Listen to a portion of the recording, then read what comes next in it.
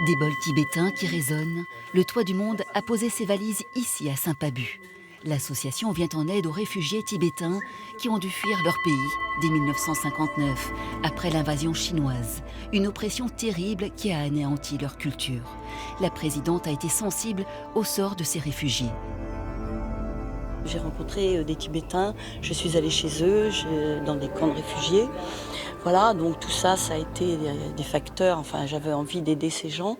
Et puis c'est un jour, en visitant des gourbilles de personnes âgées, que voilà, la colère est montée et je me suis dit c'est pas possible, on ne peut pas laisser les gens vivre comme ça.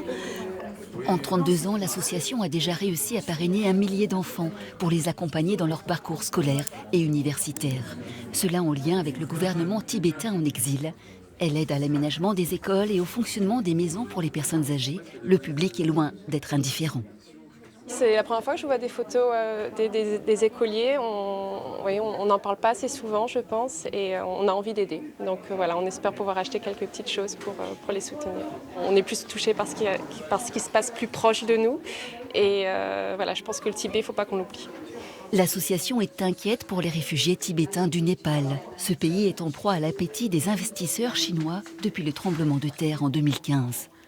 En 2019, moi qui connais le Népal depuis très longtemps, donc j'ai vu un pays complètement envahi par les Chinois.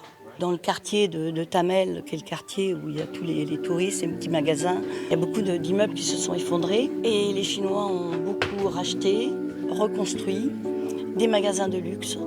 Ils ont pris tout le commerce. Ils savent, les Tibétains, ils le savent, qu'ils peuvent partir du jour au lendemain. Il est possible d'aider l'association par des dons et des parrainages d'enfants ou de personnes âgées.